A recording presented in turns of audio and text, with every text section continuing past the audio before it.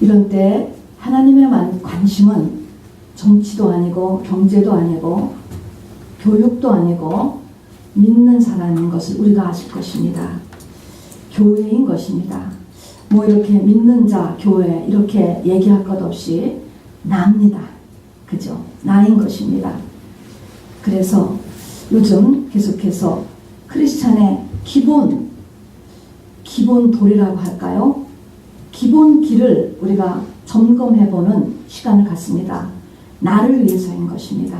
그래서 정말 하나님의 관심이 지금 나에게 있는데 내가 성경이 말하는 성경의 기본이 있습니다. 이 기본 길을 우리가 다시 점검을 해보는 이런 시간을 갖게 되기를 원합니다.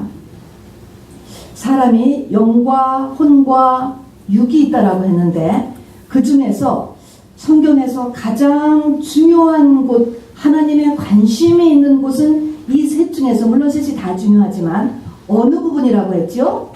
영과 혼과 육 가운데서 어느 부분이 가장 중요하다고 했죠? 영이 가장 중요하다고 했습니다. 영은 영원하고 우선 길이로 보면, 그 다음에 혼과 육은 120년으로 맥시멈을 하나님께서 정해놓으셨습니다. 그래서 영이 가장 중요해요. 자, 그런데 이 영을 위해서 주신 가장 중요한 기관이 하나 있습니다. 이 영하고 붙어있는 기관입니다. 이 기관이 뭔지 아세요? 영과 붙어있는 한 기관이 있습니다. 양심이라고 하는 기관입니다. 여러분, 이것은 병원에 가서 여러분이 아무리 해부를 해봐도 영도 없고요, 양심도 없어요. 양심도 없다고요. 영도 없고 양심도 없고. 우리는 지금 보이지 않는 세계에 대해서 공부하고 있는데, 이 보이지 않는 세계가 실제 세계라고 성경은 이야기하는 것입니다. 이게 보이는 세계와 보이지 않는 세계가 바뀌어질 때가 곧 옵니다. 그러나 보이지 않는 세계가 보이는 세계를 끌어가고 있다는 것을 성경은 이야기를 합니다. 자, 그래서 우리의 이 영과 영을 위해 주신 가장 중요한 기관 양심에 대해서 우리 오늘 같이 말씀을 나눠보려고 합니다. 그냥 3차원의 말씀으로 한다면, 영이 있다라고 한다면, 영을 그냥 하나 심장이라고 이렇게 표시한다면요, 이 심장에 떡깨가 있는 것처럼 영을 1차적으로 최초로 덮고 있는 덮개를 그냥 여러분이 쉽게 양심이라고 이렇게 받아들이시면 되겠습니다. 근데 오늘 성경에 보니까 이 양심, 영을 덮고 있는 양심이 기능이 제로가 된단 말이에요. 양심의 기능이 화인을 맞았다, 이런 표현을 쓰는 거예요. 양심의 기능이 제로가 되면 믿음에서 파손한다, 이렇게 얘기했습니다. 이 양심이 기능이 제로가 되면 믿음에서 제로가 된다. 하나님과 실질적으로 교제가 안 되고 있다는 것입니다. 안 된다는 거예요. 외모는 교회에 나와 앉아있고 똑같은 직분과 경력을 가지고 있다 할지라도 하나님과 교제가 안 된다. 믿음에서 파손하였느니라 그랬습니다. 영적 성장이 안 된다. 또 실상에 있어서는 여기 보니까 위선의 모습이 자꾸 되어 가다가 나중에는 거짓을 쫓게 되어 버린다 라고 이렇게 말씀했으니까, 그러니까 믿음에서 제로가 되는 것이죠. 여러분, 참 놀랍지 않습니까? 이 양심을 우리가 관리를 잘못함으로 인하여서 내 믿음의 성장이 실질적으로 안 되는 거예요. 그리고 완전히 곁길로 가버려서 아주 가버릴 수도 있다라고 지금 얘기를 하는 것입니다. 자, 그래서 이런 경고와 이 양심의 기능에 대해서 우리가 다시 한번 보면서요, 정말로 보니까 신약 성경을 보면은 신약의 거의 반을 사도 바울께서 기록을 하셨는데, 그분은 이렇게 얘기했잖아요. 내가 그리스도를 본받은 것처럼 너희는 나를 본받으라. 그러니까 우리가 사도 바울을 본받아야 돼요. 근데 사도 바울은 어떻게 말씀하셨냐면, 그의 삶의 지침이 뭐였느냐? 사도행전 23장 1절을 보니까요, 그 주보에 박스에 있는 것도 그렇습니다. 내가 범사의 양심을 따라 하나님을 섬겼다. 이렇게 말씀하는 거예요. 사도 바울의 생활 지침을 한 가지로 얘기한다면 양심을 따라 신앙생활을 했다는 거예요. 양심을 따라 살았다는 거냐. 살았다. 양심을 따라 살았다. 범사예요. 범사. 어떤 특별한 일 한두 개를 결정하는 게 아니고 모든 일에 양심을 따라서 살았다. 이렇게 말씀하고 있는 거예요. 여러분, 과연 우리는 그렇게 양심을 의식하면서 지금 살고 있는가? 이 점에서 우리가 지금 되돌아가야만 하는 것입니다. 또 사도행전 23장뿐 아니고도요, 로마서 9장에서 보면은요, 내가 마음에 그치지 않는 고통이 있는 것을 내 양심이 성령 안에서 나로 더불어 증거한다. 이 말의 표현을 잘 보세요. 양심이 성령 안에서 증거한다. 양심을 통해서 이렇게 자기한테 이 느낌을 받는다는 거야. 양심을 통해서 받는다. 고린도후서 1장 12절에도 내가 너희를 육체대로 대하지 않고 하나님의 은혜로 대하고 있는 것을 내 양심이 증거한다. 사도 바울은 그의 모든 말과 행동과 삶이 다 양심을 거쳐 나오는 거예요. 다 양심을 거쳐 나온다는 것입니다. 그러면서 사도 바울이 양심에 거리낌이 없다. 이런 말을 합니다. 이 말을 들으면서 혹시 우리 가운데는 나도 지금 양심에 거리낌이 없습니다. 이런 말을 할 수 있을 것입니다. 그런데 잘 생각해야 할 것은 내가 지금 양심에 나도 거리낌이 없는데 라고 하는데 내 지금 삶의 모습이 바울과 같은 삶을 살고 있지 않다면, 내 믿음이 바울과 같은 믿음을 갖고 있지 않다면 그 사람은 양심에 꺼리끼는 것이 왜 꺼리낌이 없어요? 양심이 기능을 안 하고 있기 때문에 죽으면 기능을 못하는 것입니다. 양심이 아주 화인 맞은 단계까지는 안 갔다 할지라도 지금 양심이 제대로 작동을 안 하고 죽어있는 채로 있기 때문에 양심에 이 찔림이 없는 거예요. 그래서 나는 지금 양심에 괜찮은데 이렇게 말할 수도 있다라고 하는 것을 여러분 꼭 알아두시기 바랍니다. 이 사도 바울은요, 디모데, 자기 후배예요. 아들이, 영적인 아들이에요. 디모데에게 주의 종이 되기 위한 첫 번째 권면을 양심이라고 말씀했습니다. 여러분 어떻습니까? 직분을 받으면서 신학교를 다니면서 또 안수를 받으면서 첫 번째의 자격이 무엇일 거라고 생각합니까? 성경은 양심이라고 이야기하는 거야. 양심. 그러면서 양심의 기본기로 이야기를 세 가지 하는 거예요. 착한 양심, 선한 양심, 청결한 양심을 가지도록 해야 된다라는 걸 이야기하는 것입니다. 제가 이제 도대체 착한 양심은 뭐며 선한 양심은 뭐며 청결한 양심은 뭔가라는 것을 이제 간단히 설명드릴 것입니다. 이 양심을 네가 잘 케어해야지만 네가 올바른 주의 종이 된다.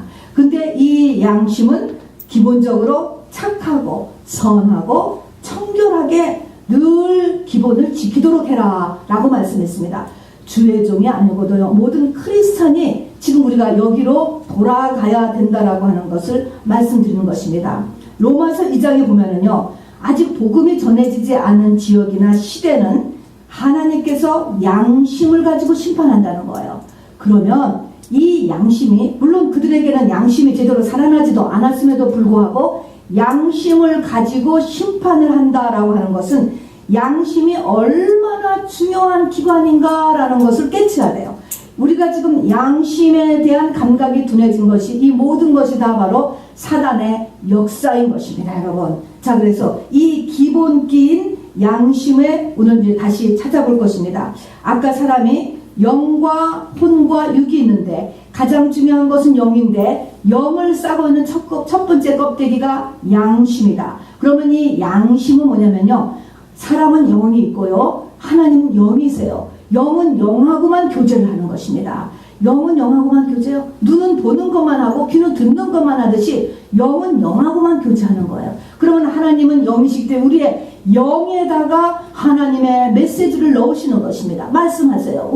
그러면 성령 받은다면 더 말씀하시죠. 그러면 영이로 온 거예요. 그러나 우리는 영에 대한 감각이 없어요. 그러면 이것을 그 다음 바깥을 싸고는 마음판, 그 다음이 혼이에요. 지정이요. 자, 그러면 그 내 영에 들어오는 하나님의 이 말씀을 내 마음에 주거나 그 바깥에는 혼, 지정의에 주는 이 트랜스포밍 하는 기관이 양심이라고 보시면 됩니다. 그러니까 무한대의 차원의 것을 3차원으로 이렇게 바꿔주는 역할을 하는 것. 여러분 이해가 되세요? 그런 역할을 하는 것이 양심이라고 보면 되는 것입니다. 그러니까 하나님이 영에다가 계시를 하고 말씀을 주는 걸 내 마음으로 느끼게 또는 내 지정을 혼으로 느끼게 해주는 기관이 양심이다, 양심이다 이런 것입니다. 우리가 요즘 보니까요 인공으로 사람을 지금 인공지능으로 사람을 만든다고 하지 않습니까? 또 복제인간이 나온다고 하지 않습니까? 그것으로 지정의를 만들 수 있어요. 지정의. 생각과 감정과 의지를 만들 수가 있는데 영은 못 만들어요. 영은 하나님께로 온다. 분명히 그랬습니다. 영은 하나님이 넣어주셔야만 되는 거예요. 안 넣어주면 사단에 들어가요. 영은 하나님께로 오고 또 영에 붙어있는 양심도 하나님께로 와요. 그러니까 앞으로 만일에 복제인간들이 막 늘어난다면은 그 복제인간이나 인공인간들은 영과 양심이 없는 사람들이 될 거예요. 어떤 사회가 될지 한번 생각해 보시기 바랍니다. 어떤 사회가 될지 말입니다. 거기까지 가기 전에 우리가 지금 학문도 많이 발전하고요. 신학도 발전하고 설교도 홍수를 이루고 있지만 여러분 실질적으로는 점점 믿음 없는 세대가 되어가는 것은 왜 그럴까요? 양심에 대한 것들이 지금 잠자고 있게 하기 때문에 이 전체가 그 뒤에 것들이 아무리 잘 정비되어도 하나님의 뜻이 전달이 안 되는 것입니다, 여러분. 그래서 이 양심을 반드시 우리가 양심에 관한 지식을 알아야 되고 또 양심을 관리를 해야 될 줄로 합니다. 양심을 그냥 정의를 내려놓으면 이렇게 낼 수 있습니다. 죄를 책망하고 하나님의 의로 가도록 권장하는 영적 기관이다. 이때 죄는 세상 죄만을 얘기하는 게 아니에요. 세상 죄도 들어가겠지만 하나님의 기준의 죄를 얘기하는 거예요. 자, 그러니까 저를 따라서 해보시기 바랍니다. 죄를 책망하고 누구한테? 나한테. 그 다음에 하나님의 의로 가도록 권장하는 영적 기관. 얼마나 중요합니까? 이게 내 영에 거풀같이 붙어있단 말입니다. 자, 그래서 특별히 이것이 성령을 받고 난 다음에는 이 양심은 내 안에 있는 하나님이 주신 감독자야 사실은. 그래서 이 영하고 내가 잘 보조를 맞아. 영을 따라서, 영을 따라가는 거 양심을 따라 바울같이 내가 범사의 양심을 따라 살다 그러면 하는 것처럼 양심을 따라 사는 사람이 돼야 되고 내 양심의 소리와 성령의 소리가 같은 사람이 성숙한 사람, 거의 완성이 있는 사람인 것입니다. 자, 그래서 이렇게 이 양심은 하나님이 주신 내 안에 하나님의 감독자. 얼마나 귀한 기능입니까? 너무나 귀한 기능이에요. 자, 그러면 이제 양심에 대해서 우선 우리가 지식을 좀 얻어야 되니까 제가 이제 지식적인 것을 가르치면 여러분 불신자에게도 양심이 있을까 없을까? 불신자에게, 히틀러에게, 김정은에게 양심이 있을까요 없을까요? 있지요. 영이 있으면 있는 거야. 영에 붙어있는 껍질이라니까요. 그러니까 지금까지 적어도 현재까지는 인간으로 태어난 자에게는 다 양심이라는 게 있어요. 그래서 세상에서도 양심 선언해라, 양심 고백이다 이런 말을 하는 거예요. 그런다 세상 민간으로 태어난 자는 다 영도 가지고 있고 양심도 갖고 있는데 영이 아담의 범죄로 인해서 죽으면서 영의 기능이 죽었잖아요. 그러면서 양심도 기능을 온전함을 잃어버렸습니다. 그래서 양심의 기능이 비정상적이 되었습니다. 이제 성령 받지 않은 이 잘못된 내 영과 함께 이 타격을 받은 이 양심이 오직 하는 일은 한 가지예요. 그러니까 성령 받기 전에 한 가지만 해. 뭐를 하느냐? 자책해주는 일만 해. 끊임없이 죄책감을 넣어주고 끊임없이 자책을 하는 거예요. 완벽주의, 열등감, 이거 다 이 양심이 잘못 기능을 하는 것입니다. 그래서 시기심, 그러니까 자책, 정죄, 반성, 후회, 이거 다 같은 거예요. 우리는 회개라는 걸 하는 것이지 자책을 하는 게 아니에요. 자책, 열등감을 갖는 게 아닙니다. 비교하는 게 아닙니다. 그런데 이 잘못된 양심에 하는 일은 자책하는 일이에요. 그 다음에 이 양심은요, 이제 양심 바깥에는 바로 이제 마음이 있고 혼이 있게 돼요. 그래서 이 혼이 어떻게 구성되느냐에 따라서 거꾸로 양심이 영향을 받아요. 다시 말하면 시대나 교육과 문화로 인해서 우리의 혼이 구성되지 않습니까? 이 혼의 역할을 양심이 거꾸로 받는다니까. 거꾸로 받아요. 예를 들어서 정말 중동의 남자들은 4명의 아내를 두는 것이 오랫동안 걸쳐있고 그냥 법으로도 그렇게 돼 있어요. 그리고 거기에 남자들은 거기에 대해서 죄책감을 안 가질 수 있지만 현대 미국의 정상적인 사람이라면 그런 일을 한다면 양심의 찔림이 오게 돼 있어요. 그렇게 자라났기 때문에 그렇습니다. 이렇듯이 바깥의 시대와 문화에 의해서 양심이 찔려 받는다는 것입니다. 사람의 고기를 먹는 아프리카의 어느 종족이 양심의 찔림을 받지 않아. 왜 그럴까요? 대대손손이 그거를 이렇게 보고 자랐기 때문에 그것이 자기의 가치관으로 형성되었을 후에 그러면 그 영향력을 거꾸로 양심이 받는 거예요. 그래서 이 양심의 이 모양새가 이렇게 삐뚤어져 있다라고 하는 사실인 것입니다. 자, 그러면 이 잘못된 양심, 잘못 워킹하고 있는 기껏해야 나를 찌르는 일, 그 외에는 세상의 기준을 가지고 워킹을 하는 이 양심을 이제 우리는 고쳐야 내가 믿음의 길을 잘 갈 수 있게 되는 것입니다. 어떻게 고쳐? 이 양심을 어떻게 고칠까요? 히브리서 9장, 히브리서 10장 22절 보면요. 양심을 살리는 길은 양심의 핏뿌림을 한다. 보혈의 능력이라는 것입니다. 주님의 보혈이 우리 양심을 정상으로 만들어 간다는 것입니다. 보혈이라는 게 무슨 뜻이에요? 하나님의 말씀과 기도를 통하여 하나님의 빛 또는 이것을 생수라고도 하는 거예요. 하나님의 빛을 받음으로 인하여서 내 양심이 정상으로 돌아가게 할 수 있다는 것입니다. 너무너무 중요한 거예요. 그래서 내가 이 뢰마된 하나님의 말씀을 받고 또 기도하면서 성령의 깨달음을 얻고 이것을 통하여서 나를 고치고 회개하고 이런 과정을 통해서 내 양심이 정비되어 간다라고 하는 것입니다. 그래서 우리는요, 부지런히 내 양심을 정상화시키는 해야 돼요. 하나님의 말씀과 기도를 통해서 내 인생의 목적이 바꿔지고 가치 기준이 바뀌어지고 내 습관이, 내 언어 양식을 바꾸도록 해야 되는 것입니다. 이래서 내 혼이 바뀌어짐으로 인해서 내 양심이 교정이 되기 시작한다는 것입니다. 그리고 힘을 받아서 양심이 살아난다는 것입니다. 자, 그럼 양심이 이제 조금씩 정비를 되기 시작했습니다. 그러니까 내 바깥 사람이 변하는 것만큼 내 양심도 맞물려서 같이 변합니다. 그런데 같이 변하면서 동시에 맞물려 가는 것입니다. 내 양심이 변하면서 내 양심은 곧바로 하나님의 음성을 전하는 거예요. 양심의 소리를 나한테 하는 것입니다. 그런데 내가 이것에 대해서 교정을 안 하는 거야. 교정. 내 양심에 뭔가 금방 찔러주면 주는데 내가 그것을 안 들어. 점점 안 들어. 자꾸 안 들어. 이렇게 하기 시작하면은 그 양심이 계속적으로 이렇게 마비가 되고 둔해지고 또 기능이 여전히 인크리스가 되지 않는 상태인 것입니다. 그래서 양심의 소리에 민감하는 거예요. 민감해서 조금이라도 양심에 찔리면 반드시 그 문제를 바로 해결을 해야 된다는 것입니다. 여러분, 양심은 영에 붙은 껍질이라고 그랬습니다. 영이라고 하는 것은요, 영의 관심은 하나님밖에 없어요. 신랑밖에 없어요.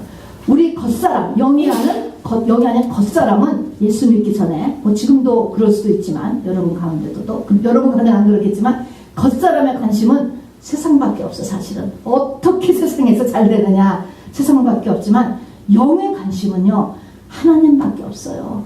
그러니까 영은 하나님밖에 없는데, 그래서 영은 하늘을 향해서 막 치솟으려고 왜 못 올라갈까?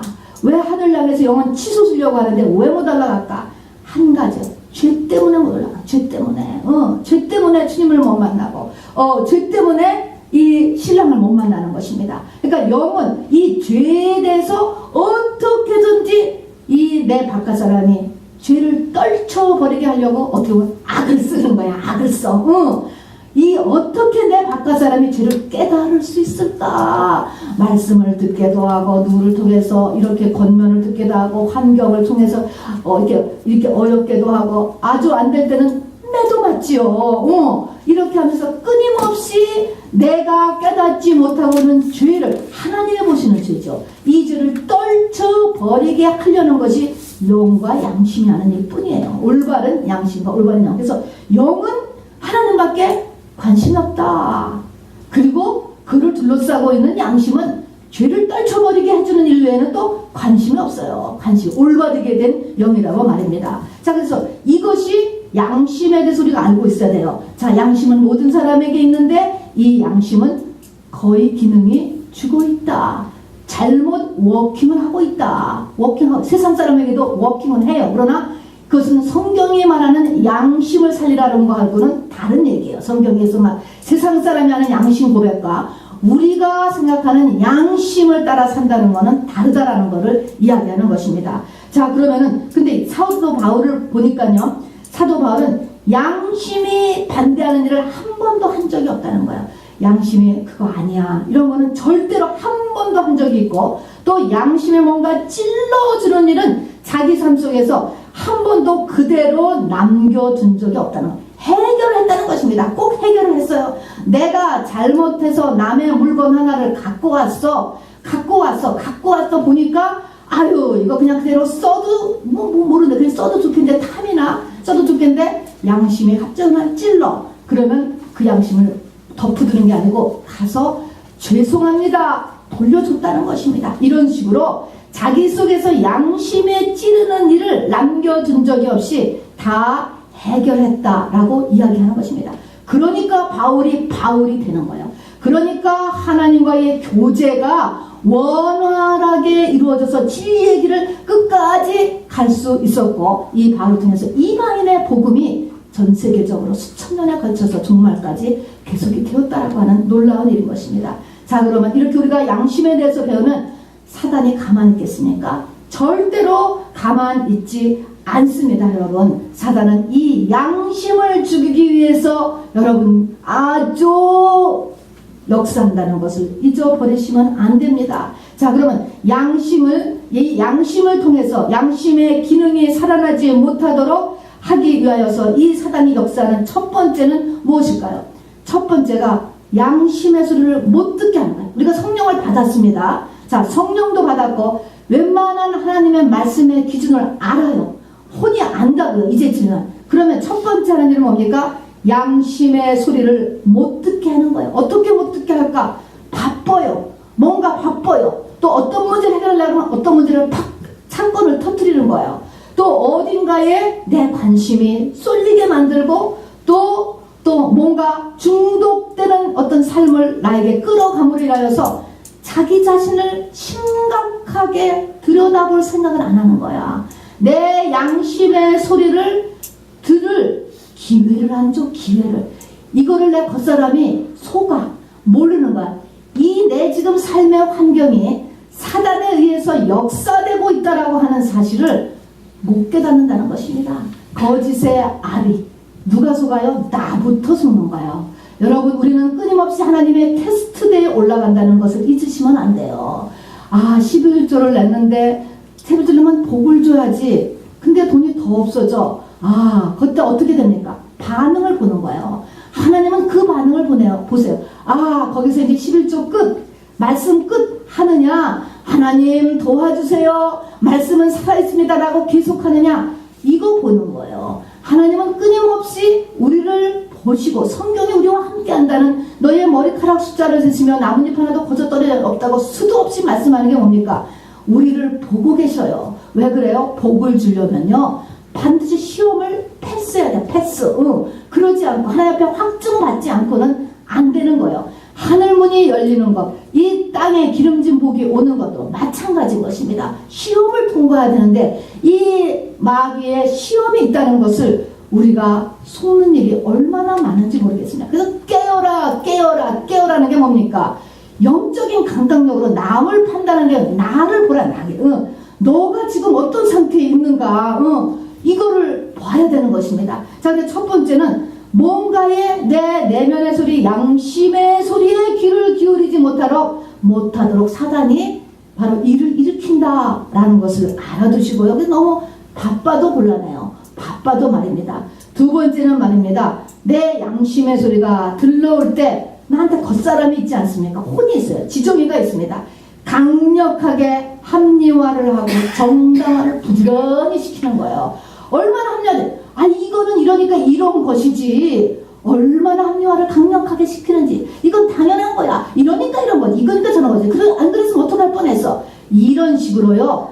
양심의 찔림에 대해서 합리화와 정당화를 나의 겉사람이 얼마나 세다고 그랬습니까? 속사람과 겉사람은 14살 차이가 나는 남자여가 훨씬 세요. 이 겉사람에도요 파워가 있어요. 여러분, 법이 있기 때문에, 사단의 법, 사단의 믿 때문에 강력하게 내 속사람 양심을 누르면 그대로 넘어가는 것입니다. 자, 그래서 여러분은 내 속에 하나님을 향한 내 의지가, 내가 어디를 따를 것인가라는 내 의지 활동을 잘 하셔야 돼. 내가 겉사람을 따를 것이냐 속사람에 따를 것이냐는 것을 내 중간에서 치면 기도하러 나오는 거야. 하나님 나를 도와주세요 라고 기도하러 나오는 것이 중요하다는 것입니다. 자, 그래서 나 겉사람이 나를 합리화시킨다. 내 양심을 다 합리화 정당화를 시킨다라는 것입니다. 세 번째는요, 내 양심의 소리를 들었습니다. 아, 이게 좀 잘못됐네. 내가 잘못했네.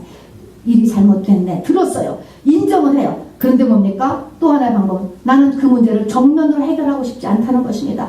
대신 다른 것으로 대치하겠다는 거예요.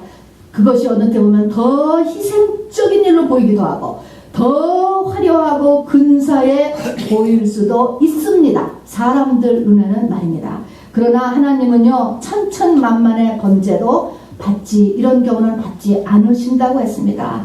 자, 세상도 다 속고 자기 자신도 합리화를 해서 속을지 모르지만 영의 세계에서는 그대로인 것입니다, 여러분. 그래서 양심의 정죄는 꼭 양심의 정죄 그거를 고쳐야 돼요. 딴 거 가지고 무마되는 것이 아니고 양심이 울려주는 부분은 항상 떨어진 그 자리로 돌아가야 된다는 것입니다. 이것이 사단의 하는 일인 것입니다. 자, 나는 내 양심의 소리를 듣기를 원하십니까? 안 원하십니까? 여러분 자기자신한테 물어보세요. 양심 그냥 딱 덮어놓고 내가 생각하는 대로 내가 마음이 가는 대로 내 생각 내 마음 뭐예요? 나예요. 겉사람이야. 내 생각과 내 마음대로 막 움직이고 싶으십니까? 아니면 내 양심의 소리를 듣기를 원하십니까? 속사람과 겉사람이 지금 대적하는 것입니다, 여러분. 여기서 여러분의 하나님을 향한 의지를 잘 써야 돼요. 이 의지가 내 영원한 운명을 정하는 거예요. 상급은 요 의지에서 받는 거예요. 설령 내가 하다가 지쳐서 쓰러진다 할지라도 하나님은 그 의지를 보시고 축복하십니다, 여러분. 자, 그래서 이것이 내 양심의 소리를 내가 듣기를 원하는지 안 원하는지를 여러분 지금 마음에서 결정을 하세요. 답을 하시기 바랍니다. 나는 내 양심의 소리를 듣기를 원하십니까? 아멘? 자, 그러면 내 양심의 소리가 듣기 싫어. 또 그 양심의 소리를 보고서는 도망가고 싶어요. 현장을 피하고 싶어요. 그냥 덮어놓고 살고 싶어요. 그렇게 그냥 지내기를 원하십니까?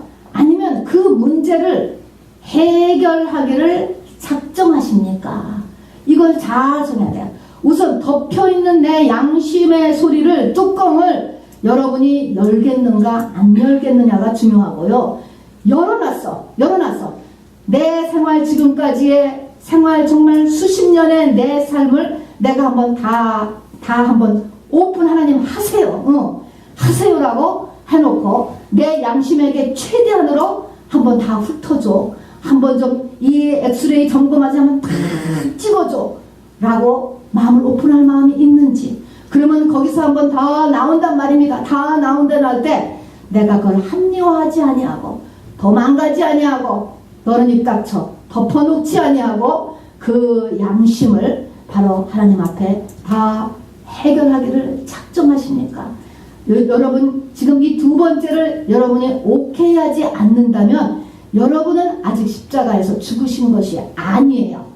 아직 십자가에 넘겨줘야 될 많은 부분이 내 속에 있다라고 하는 것을 알아주시기 바랍니다. 자, 어쨌든 바울은 주의 종이 되는 디모데에게 너 양심을 지켜야 돼. 이것이 주의 종이 되는 첫 번째야. 자, 그러면 어떻게 지켜? 선한 양심, 청결한 양심, 착한 양심으로 지키라는 것입니다.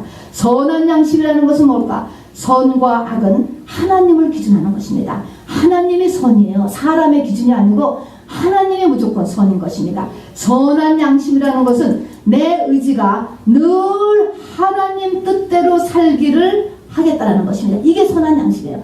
내 기준을 하나님 쪽에 두겠다는 거야. 나는 무엇인지 하나님 뜻대로 하겠습니다. 하나님이 원하시는 대로 하겠습니다. 하나님 기뻐하시는 쪽으로 하겠습니다. 이렇게 하는 것이 선한 양심이에요. 내 양심을, 나의 중심을 하나님 쪽에 두겠다는 기본을 늘 유지하라는 거예요, 여러분. 이게 첫 번째예요. 두 번째, 청결한 것은 뭡니까? 그럼에도 불구하고요, 우리는 사는 게 죄를 쌓아요. 내 생각에서, 내 마음에서, 내 행동에서 우리가 산다라고 하는 것 자체가 죄를 먹게 되는 것입니다. 맞죠? 죄를 먹습니다. 자, 그러면 내 양심에도 끊임없이 죄가 쌓이는데 청결이라는 것은 뭡니까? 죄를 다 청소해내라는 것입니다.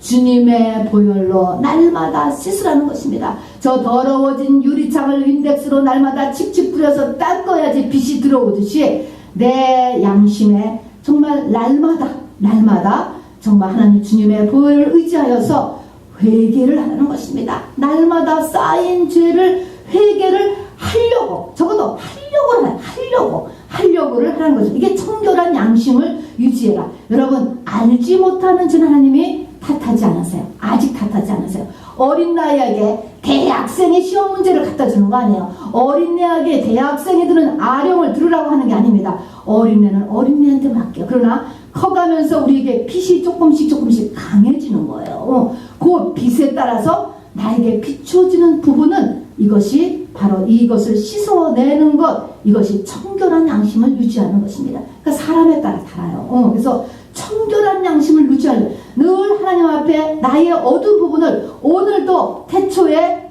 정말 하나님이 천지를 창조하시고 그것이 혼돈과 공허와 흑암 속에 있지만 빛이 있으라 하시고 그래서 그 빛에서 점차로 내가 하나님 보시기에 심히 좋았더라 하는 데까지 갈 때까지 하나님의 빛을 나라는 인생 전체에다 계속 비출 각오를 하라는 것입니다. 여러분, 이게 청결한 양심이죠. 회개죠, 회개. 그 다음에 착한 양심 뭐야? 내 마음, 착하다, 순하다, 똑같은 거예요. 내 마음을요 강팍하게 하지 말라는 거예요. 마음을 좀 순하게 먹어. 이렇게 막 강팍하고 찌르려고 하고 막 싸우자고 덤비고 막 싸납게 굴지 말고요, 마음을요 좀 순하게.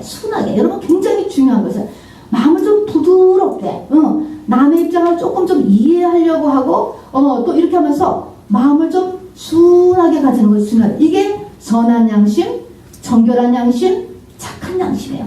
기본 내 의지를 이렇게 가지는 것이 양심을 일단적으로 이 기본 끼를 마련하는 거예요. 이거 마련하고 그 다음에는 이제 계속적으로 이거를 하나님의 빛에 의해서 주님의 보혈로 내 양심의 기능을 이제 올려야지만 하는 것입니다. 성경에 보면요, 누가복음 21장 34절에 보면은요, 너희는 스스로 조심하라. 딴 사람 볼 시간 없습니다. 너 자신 좀 잘 봐라. 그렇지 않으면 방탕함과 술 취함과 생활의 염려로 마음이 둔하여지고 뜻밖의 그날이 덫과 같이 너희에게 임하리라 그랬습니다. 방탕하다는 게 뭡니까? 술 먹고 담배 피고 음란하게 노는 것을 얘기하는 게 아니에요. 내 멋대로 사는 거야. 내 생각대로 사는 거야. 내 마음 가는 곳으로 사는 거야. 내 겉사람대로 사는 게 방탕한 것입니다, 여러분. 자, 그러면 스스로 조심하라. 왜냐하면 하나님께서 너에게 징조도 보내주고 경고도 하고 말씀도 보내주고 어느 때는 예언자를 통해서 예언도 하게 하시고 이렇게 하시는데도 불구하고 이 양심이 깨닫지를 못하는 것만 어떻게 돼요? 그날이 덫과 같이 너희에게 임하리라. 마지막 때에 이렇다는 것입니다. 마지막 때 양심의 기능이 전부 다 약화됨으로 인하여서 하나님이 아무리 말씀을 해도 못 알아들어. 아무리 경고, 정말 환난, 말씀, 예언 아무리 줘도 못 알아들어. 온몸이 멍이 들어도 못 알아듣는다는 것입니다. 양심부터 우리가 살려야 된다는 것입니다. 그날이 덫과 같이 나에게는 세상에 이런 일이 어떻게 있어 라고 하는 것 같지만 영계에서는 때가 돼서 온 것뿐이에요. 자, 그래서 이것을 깨달을 수 있게 되기를 바랍니다.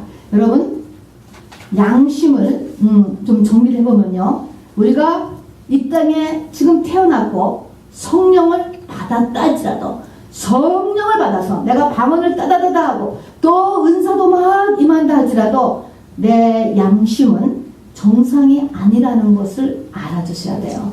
알아두시고 이 양심을 통하여서 하나님이 나에게 비춰져 오기 때문에, 이 양심을 통해서 어디에 비춰져요? 내 마음과 혼에 비춰져 오기 때문에 양심을 재정비해야 된다는 것을 알아두시기 바랍니다. 이 양심은 하나님의 말씀, 보혈의 능력으로 이렇게 정비가 됩니다. 그리고 이 하나님을 향한 나의 의지를 통하여서 바로 선한 양심, 착한 양심, 청결한 양심이 되도록 이렇게 늘 우리가 내 마음 길을 갖다가 주의해야 돼요. 여러분, 예수 믿는 거 쉬운 거 아니에요. 여러분, 쉬운 거 아니에요. 교회만 나오면 다 되는 거 아니에요. 여러분, 굉장히 어려워요.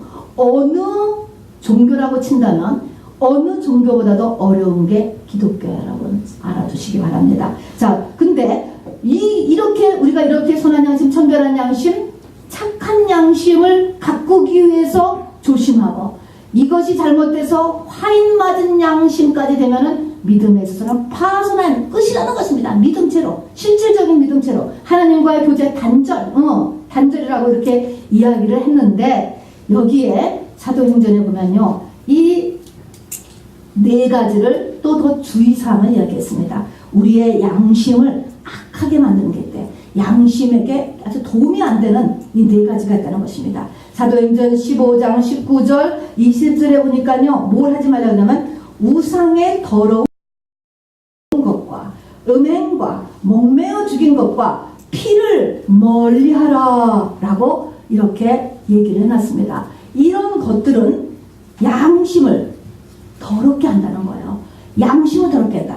이렇게 했다라고 해도 겉사람은 우상의 잼을 먹어도 몸 건강해져요. 그런 거 먹으면은 혹이니까 건강해진다고. 아무 상관없어. 아무 상관없는데 겉사람은 오히려 건강해질 수 있어요. 그러나 양심의 기능이 약화된다는 거예요. 그러니까 여러분이 이거를 참조하시기 바랍니다. 물론 골로새서 2장 16절 17절은 너희가 이제는 먹고 마시는 것과 절기나 월삭이나 안식일을 인하여서 누구든지 너를 편론하지만 자유하라라고 얘기해. 자유. 자, 이 말씀과 이 말씀 가운데서 성령의 인도함을 따라 여러분이 선택을 하시면 되는 것입니다. 자, 그러면 우상의 제물을 먹지 말아라. 요즘으로 하면 할랄 식품과 제사 음식인 것입니다. 이게 우상의 제물인 것입니다. 제사 음식이 겉으로 보면 똑같지 뭐가 달라요. 다 떡이고 고기죠. 그런데 다니엘은 이 다니엘서 1장에 보면 왜 10일 동안 금식을 했습니까? 우상의 제물을 안 먹으려고 한 거예요. 굉장한 거예요. 10대 소년이 얼마나 고기가 먹고 싶고 얼마나 거기서 외로울 텐데요. 바로 10일간을 금식하며 자기를 지킨 것은 그 바벨론의 우상에게 바쳐졌던 왕의 그 진미를 안 먹기 위해서 자기의 영을 지키고 영의 이 양심을 깨끗하게 지키기 위하여서 우상의 제물을 안 먹었습니다. 자, 그래서 우리가 이 제사 음식, 절 음식, 할랄품, 여러분 성경에서는 우상의 제물입니다. 선택은 여러분에게 달려있습니다. 그 다음에 음행이 있습니다. 음행은요, 아무도 모른다고 생각해요. 그렇죠? 아무도 모를 수도 있습니다. 이 음행에는 마음의 음행과 육체의 음행이 있습니다. 성경에는 결혼이라는 관계를 통해서 한 사람과 한 사람만의 관계를 남녀의 관계로 놓고 있는 것입니다. 자, 1대1 이런 결혼이라는 뜻에서 1대1의 관계의 모든 마음의 음행과 육체의 음행은 본인들은 본인들만 안다라고 생각을 해. 사실 다 모를 수도 있어. 그러나 뭡니까? 영계에서는 그대로 역사하는 것입니다. 어떻게 된다고요? 양심이 악화된다는 것입니다. 이걸 알아두셔야 돼요. 내 양심의 기능이 죽고 있다는 것을 알아두셔야 되는 것입니다. 세 번째는 목매어 죽이는 것입니다. 목매어 죽인 짐승의 고기나 이런 것들을 먹지 말라는 것입니다. 네 번째는 피를 먹지 말라는 거예요. 피를 마시는 경우가 많이 있죠. 또 요즘 같으면 순대 뭐 이런 것도 선지국 다 피예요. 여러분이 다 알아서 성령의 인도함을 따라서 행하시길 바랍니다. 육으로는 도움이 돼요. 그러나 문제는 양심에 더러워진다. 양심의 기능이 악화된다는 것입니다. 여러분, 이 마지막 때 점점 이 우는 사자와 같이 정말 사단이 많이 역사하기 때문에 양심에 대한 관심도 없어지고 양심의 기능이 점점 더 전체적으로 약화된 시대에 있습니다. 동성연애를 그냥 인정하게 된다거나 또 잔인한 영화나 사건을 봐도 뭐 별 감각이 없어. 그냥 아무렇지도 않아. 그냥 점점 잔인해지는 영상물들을 보세요. 초등학교 교실을 가면 이제는 반 이상이 다 엄마 아버지가 다 친부모가 아니라고 합니다. 이제 그것이 당연시된 거예요. 그냥 아무렇지도 않은 하나의 그냥 팩터가 됐어요. 여러분, 이런 것들이 다 뭡니까?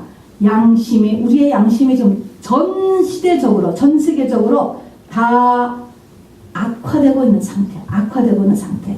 이런 양심은 다 이 시대가 악화되고 있고, 또 이런 양심이 악화되는 것은 무엇으로 나타내는가? 사람이 가식적인 사람이 된다는 거예요.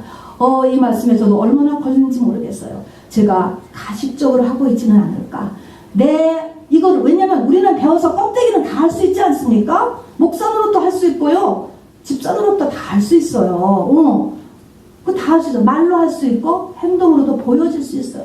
가식적인 사람이 된다는 것입니다.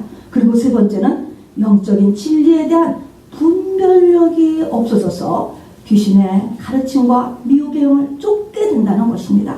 그런 다음에는 완전히 거짓을 진리로 믿고 추구하는 사람이 되어버린다는 거예요. 여러분, 얼마나 무섭습니까? 그래서 적그리스도를 쫓아가는 것입니다. 여러분, 내 양심의 소리는 하나님의 소리예요. 양심은 내 영을 위해서 하나님이 만들어주신 귀한 기관이에요. 양심이 살아야 내 영에 말씀하시는 하나님이 내 마음에 울려오든가 내 혼에 울려오는 거예요. 혼이라는 거예요. 내 생각에 울려오는 것입니다. 내 감정에 울려오는 거예요. 지정, 혼에 울려온단 말이죠. 그러니까 순서가 그냥 5개의 구분을 한다면 인간의 내면의 조직을 속이 영, 그 다음에 양심, 그 다음에 마음, 그 다음에 혼, 그 다음에 육, 이런 형태로 사람의 이 영적 세가 되어 있다라고 보면 됩니다. 자, 이제 진짜 결론입니다. 우리 정말 금방 우리 할 것은 선한 양심, 청결한 양심, 착한 양심이 되도록 일단 여러분 의지를 세우시기 바랍니다. 내가 지금 안 돼서도 일단 여기부터 세워야 돼. 이 기준부터 세워야 돼. 나는 어느 쪽으로든 하나님을 쫓아가겠다. 나는 마음을 그래도 부드럽게 하겠다. 나는 할 수 있는 대로 회개하겠다. 이 청결한 이 세 가지 디모데에게 부탁했던 선한 양심, 청결한 양심, 착한 양심이 되도록 결단을 하시길 바랍니다. 그 다음에는 부지런히 하나님의 빛을 받아서 내 양심을 바로 온전에 이르도록 하시기를 바랍니다. 바울같이 말입니다. 그 다음에는 이제 양심이 살아나면서 동시에 이 양심을 뭐예요? 하나님의 소리를 나한테 전해줘요. 나를 찔리는 거는 예수 믿기 전에 양심이 하나님, 그냥 자책, 열등감, 이건 아니에요, 여러분. 완벽주의 열등감, 자책은 죽은 양심이 하는 짓이에요. 그러니까 그거는 하지 말고, 자책은 하지 말고, 자책이 아니고, 양심이 찔림을 주는 거, 하는 것들은 반드시 내가 해결보리라. 그것에 대해서 내가 반응하고 해결보리라. 라고 하는 이런 결단을 하시기 바랍니다. 이 세 가지를 놓고요. 여러분 이 시간에 잠시 같이 말씀을 향해서 기도하겠습니다. 여러분 말씀이 하나도 들어가지 않고 다 떨어져 버린다거나 말씀이 내 머리에만 그냥 있는 것이 아니고요. 내 마음에 잘 박힌 못이 되어야 돼요. 내 마음에 쾅쾅쾅 박혀져야 여기에 옷도 걸고 모자도 걸고 우산도 걸어요. 실제 삶에서 바로 열매가 있다는 것입니다. 그래서 내가 한번 내 마음으로 오늘 말씀을 잘 생각하시면서 이 시간 하나님 앞에 고백하신 시간 갖도록 하겠습니다. 큰 소리 안 해도 돼요. 여러분 조그만 소리라도요. 반드시 하나님 앞에 기도하시는 시간 갖도록 하겠습니다. 우리 주님의 이름 한번 부르고 기도합시다.